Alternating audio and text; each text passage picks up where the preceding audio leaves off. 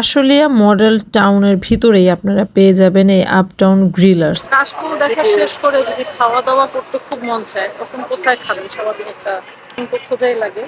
সেই অপশনের জন্য একটা রেস্টুরেন্ট পেলাম এখানেই, একবারে কাশফুলের মাঝখানে আপটাউন গ্রিলার্স।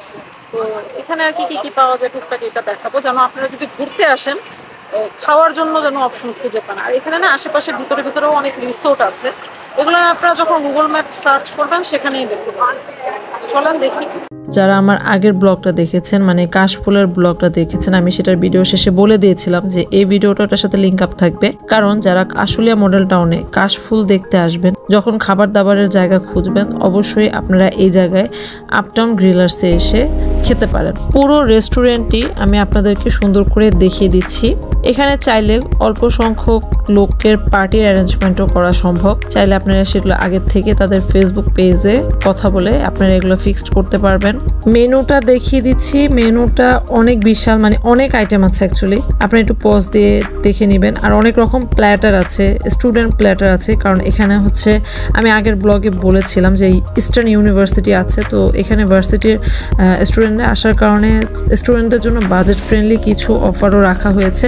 সব কিছু মিলিয়ে আপনারা যদি ফ্যামিলি বা স্টুডেন্ট যারাই বলেন আসেন, এখানে অনেক অপশন পাবেন খাবারের।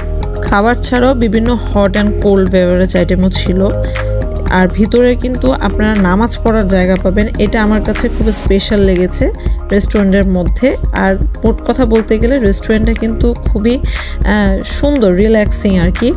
অনেক বেশি ন্যাচারাল, অনেক বেশি গ্রিনারি দিয়ে ভরা। আসলে আসলে ভাল লাগবে, চারপাশের প্রকৃতিটাও সবুজ, সেখানে রেস্টুরেন্টটা আলাদা করে সবুজে ভরা, যার কারণে এখানটা আসলে বিকালটা আড্ডা দিতে দিতে গল্প করতে করতে যখন আপনি খাবেন ভালোই লাগবে, খারাপ লাগবে না। এখানে দেখলাম কাবাবের জন্য একটা লাইভ বারবিকিউ সেকশনও আছে।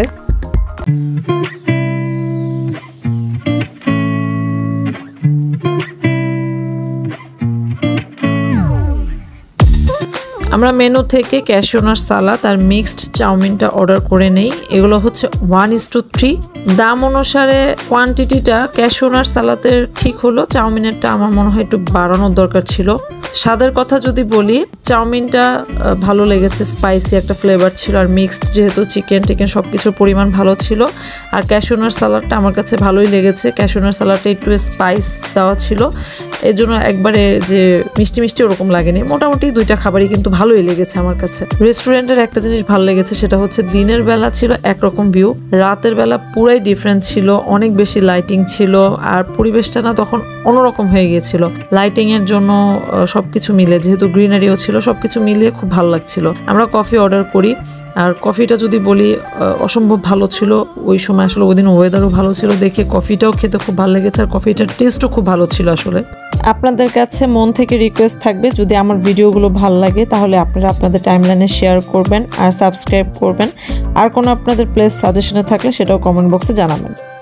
আপটাউন গ্রিলার্স থেকে বিদায় নিচ্ছি, আশা করি ভালো লেগেছে। এই জায়গাটা খুব সুন্দর, আশপাশের ভিউ, প্লেন ল্যান্ডিং, কাশফুলের বাগান, তার মাঝখানে এত সুন্দর জায়গায় এরকম একটা হ্যাপেনিং রেস্টুরেন্ট, যেখানে আপনি মোটামুটি সব আইটেমের খাবার পাবেন। চাইলে বিকালে একটু কফি খেতে খেতে আশপাশের ভিউটা এনজয় করতে পারবেন। তো এখানে এসে ভালো লাগবে, আশা করি আমার ব্লগ ভালো লেগেছে।